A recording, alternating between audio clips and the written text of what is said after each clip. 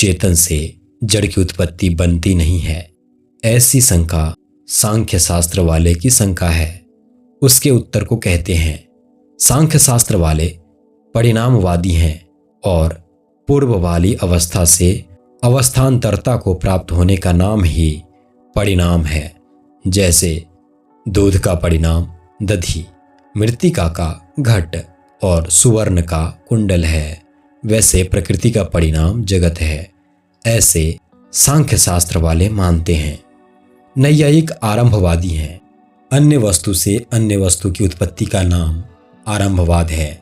जैसे अन्य तंतु से अन्य पट की उत्पत्ति होती है, वैसे ही अन्य परमाणुओं से अन्य रूप जगत की भी उत्पत्ति होती है।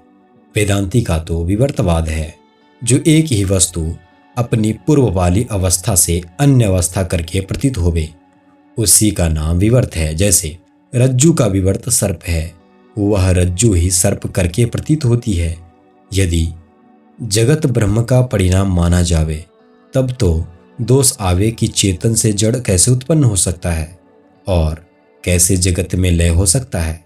ये सब दोष वेदांती के मत में नहीं आते हैं, क्योंकि जैसे रज्जु के अज्ञान से रज्जु सर्प रूप प्रतीत होती है और रज्जु के ज्ञान करने से उस सर्प की निवृत्ति हो जाती है, वैसे ही ब्रह्म आत्मा के स्वरूप के ज्ञान करके जगत की निवृत्ति हो जाती है।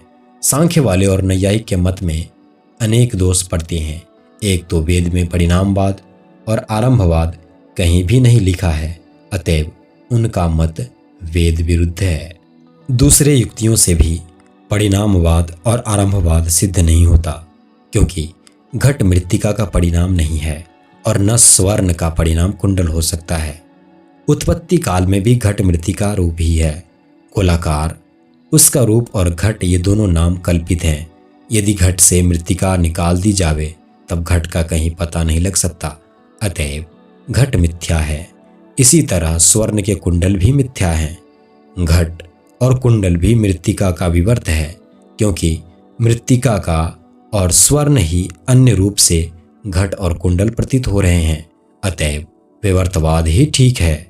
इसी तात्पर्य को लेकर जनक जी कहते हैं कि यह सारा जगत मुझसे ही उत्पन्न होता है और फिर मुझ में ही लय हो जाता है।